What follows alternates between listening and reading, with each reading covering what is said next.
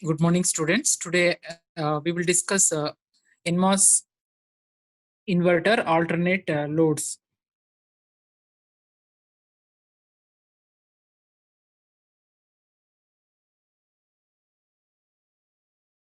So we have already studied NMOS inverter using depletion load, that is depletion MOSFET as the load.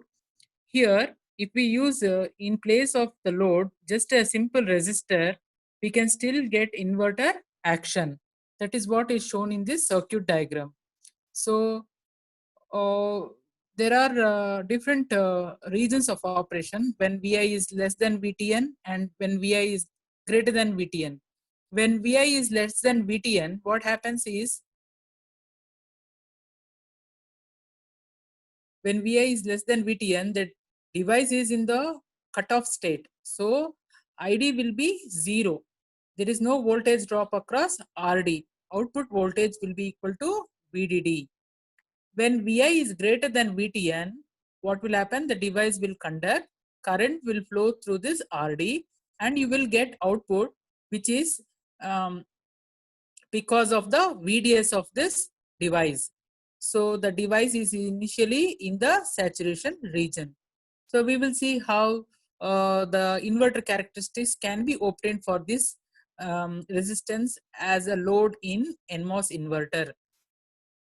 So here, if we see the plot or if we see the curves for NMOSFET, we find ID versus VDS to be like this with multiple curves for different VGS values.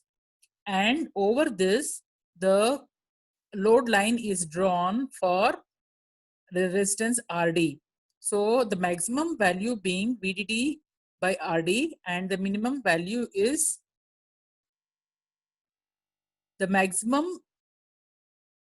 Okay, the current ID is having highest value here VDD by RD and here it is 0.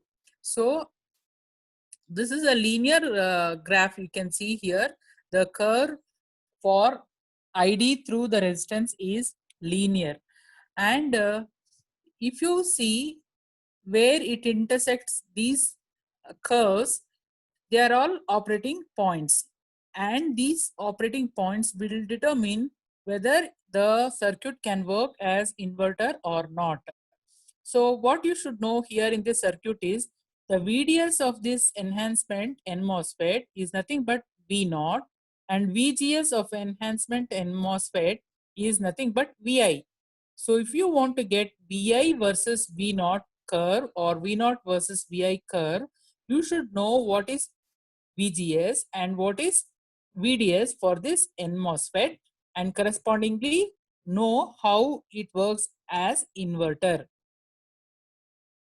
So here when current is flowing through RD, then output is given by VDD minus ID into RD, and the value of the current is going to be dependent on the equation.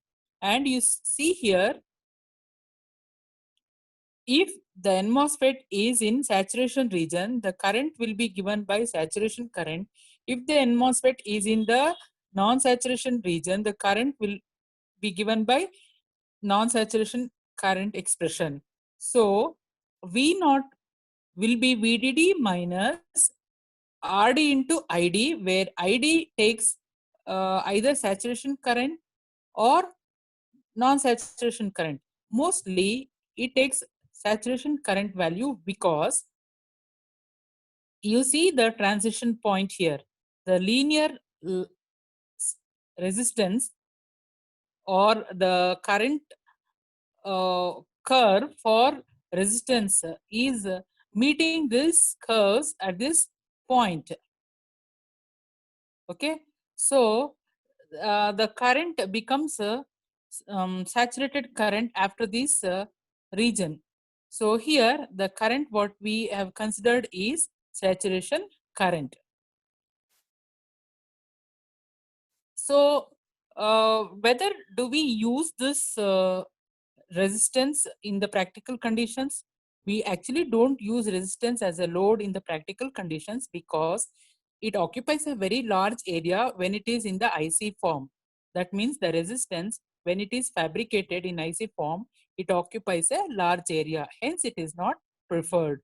So when you plot the curves with Vi and VDS, you will get the response or transfer characteristic curve like this. So Vi versus V naught looks like this for different values of Vi. So this resembles inverter characteristics. Therefore, we can use inverter with resistor load, but practically in integrated circuit form, we do not prefer. Next, if we replace this resistor, we can also connect a enhancement NMOSFET with gate connected to drain. So this simply works as a load. So that means the gate is always at VDD. Okay. So this will be always in the on state. But when we apply Vi greater than threshold voltage for this enhancement and MOSFET only, this MOSFET will conduct. So the current will flow through this path only when we apply Vi greater than VTN. If not, the current through this will be zero. When Vi is greater than VTN, when this device is conducting, what current flows through this path will give rise to I square R power dissipation, and that power dissipation is large. So, and when we switch from 1 to 0 state, that is when we apply V input greater than VT, then only the output will switch from 1 to 0 and the power dissipation takes place. And you see here the curves for the enhancement MOSFET are shown in black color, and one single curve for this enhancement MOSFET, which is connected as a load, is shown in the blue color.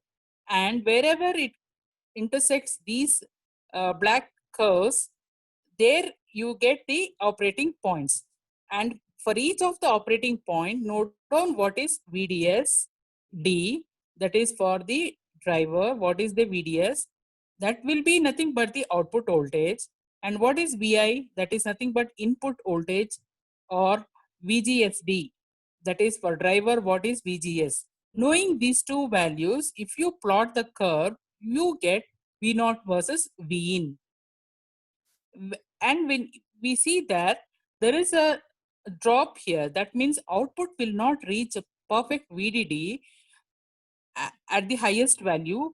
Why? Because there is a drop across this device. So there is a drop here, therefore output will never be equal to VDD. So this is another disadvantage of this enhancement device being used as a load. And you don't get non-zero, I mean you don't get perfect zero output when the output is low level. You get some non-zero output.